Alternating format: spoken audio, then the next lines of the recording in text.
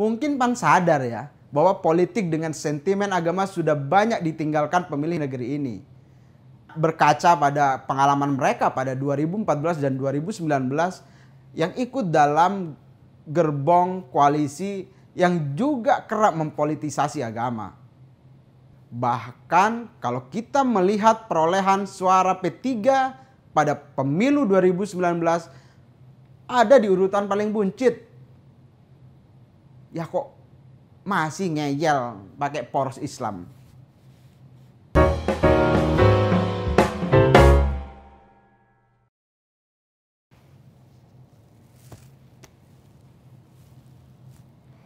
Halo Sobat Media Indonesia, jumpa lagi di program The Editors. Masih ingat nggak terminologi Partai Allah dan Partai Setan yang dimunculkan oleh mantan Ketua MPR Amin Rais?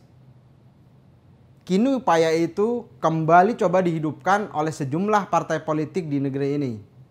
Wacana itu berawal dari pertemuan Presiden PKS Ahmad Saiku dan Ketua Umum Partai Persatuan Pembangunan Soeharto Mono Arfa yang dilakukan pekan lalu.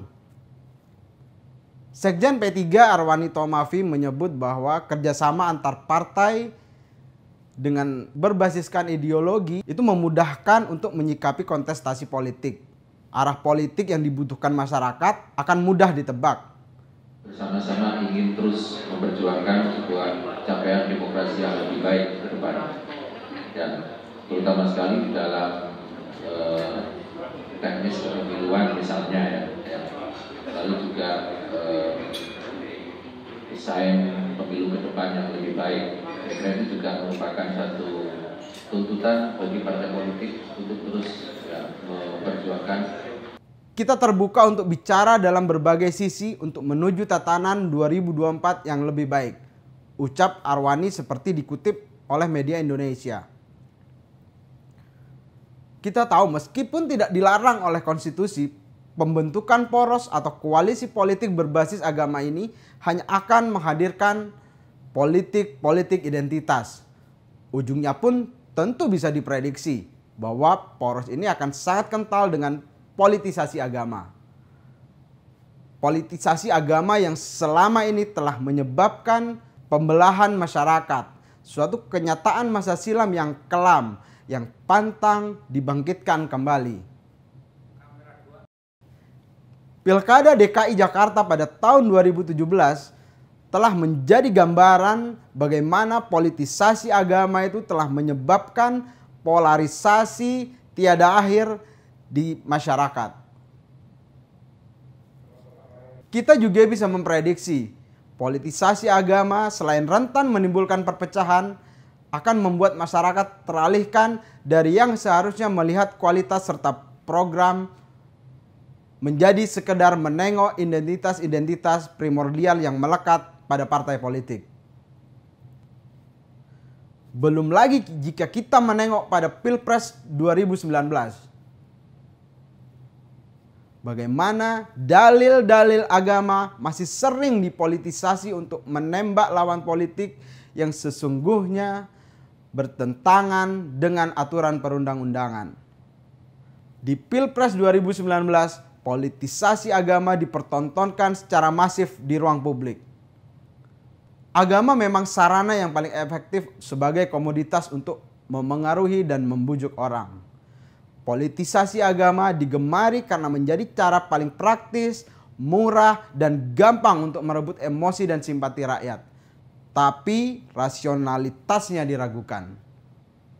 Penggunaan jargon agama sebagai merek jualan juga terbukti telah membonsai demokrasi.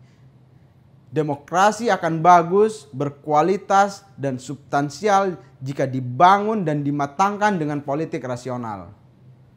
Sebaliknya, demokrasi hanya akan sebatas prosedural dan rutinitas tiada guna jika diramaikan dengan argumen-argumen irasional, termasuk dengan mempolitisasi agama. Kekhawatiran akan kembali kencangnya polarisasi politik agama ditegaskan oleh Wakil Ketua Umum PAN, Viva Yoga Mauladi. Ia mengatakan bahwa simbol agama sebaiknya jangan dimasukkan dalam turbulensi politik, karena hanya akan menyebabkan keretakan kohesivitas sosial dan dapat mengganggu integrasi nasional. Saya kutip pernyataan FIFA. PAN memberikan apresiasi atas sikap politik tersebut sebagai bagian dari ijtihad politik P3 dan PKS. Namun kami tidak akan ikut wacana poros Islam. Hal ini karena beberapa hal penting sebagai dasar pemikiran PAN. Ujar FIFA pada Kamis 15 April yang dikutip oleh media Indonesia. Ya, kemudian melanjutkan bahwa di beberapa kasus di pilkada atau pilpres adalah bukti dan fakta lapangan yang mesti menjadi pelajaran sejarah bagi kita. PAN tidak ingin kondisi seperti itu akan terulang lagi, imbu FIFA. Selain itu, wacana poros politik berbasis agama juga akan melahirkan antitesa poros lain berbasis non-agama. Kondisi politik ini menjadi ahistoris dan tidak produktif bagi kemajuan bangsa. Mungkin PAN sadar ya bahwa politik dengan sentimen agama sudah banyak ditinggalkan pemilih negeri ini. Ya, berkaca pada pengalaman mereka pada 2014 dan 2019 yang ikut dalam gerbong koalisi yang juga kerap mempolitisasi agama. Kita tahu bahwa mayoritas bangsa ini beragama Islam. Namun parpol-parpol Islam perolehan suaranya jauh tertinggal dibanding parpol-parpol yang nasionalis. Memang kalau kita menengok riwayat pemilu di Indonesia, pada pemilu 1955 perolehan suara blok partai Islam lebih tinggi dibandingkan dengan blok suara partai nasionalis dan sosialis. Berdasarkan sebuah penelitian oleh peneliti LIPI, walaupun suara blok partai Islam itu tinggi, bukan berarti secara politik suara mereka sama. Karena antar blok partai Islam itu sendiri sering terjadi pertentangan dan gesekan politik dengan agenda politik yang jelas tidak sama.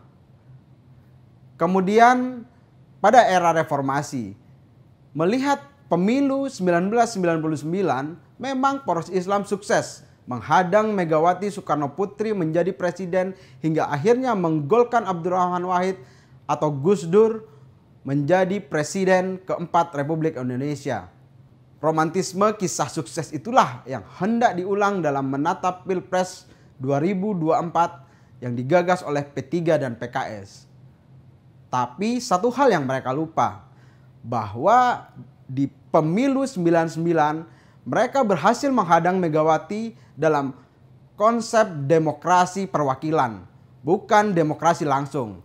Kita tahu saat ini Indonesia sepenuhnya mengadopsi sistem demokrasi langsung.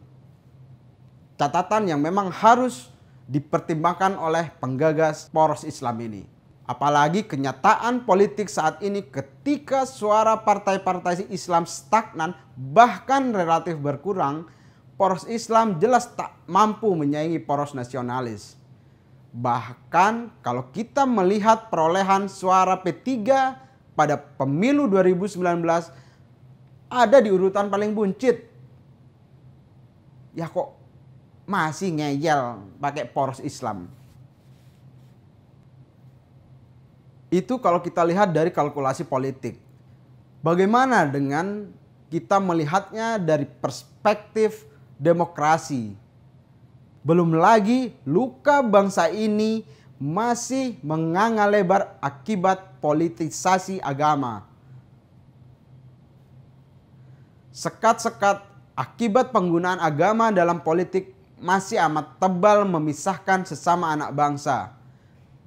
Tidak gampang memulihkannya.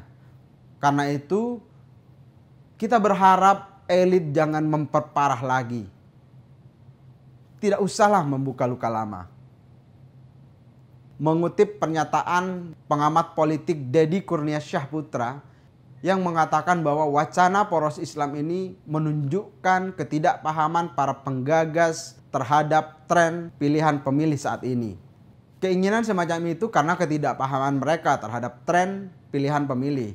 Mereka lupa bahwa pemenang pemilu ialah parpol yang tidak membawa agama. Itu kata Deddy. Kecuali memang mereka sudah punya figur kunci yang menjadi magnet untuk bisa menarik minat partai lain. Poros ini akan lebih potensial bagi P3 atau PKS jika menawarkan sosok luar biasa. Dengan demikian, koalisi juga akan terbentuk dengan mudah. Jadi, siapa figur yang cocok? Apakah Anies Baswedan? Ataukah Saiku sendiri? Atau Soeharto?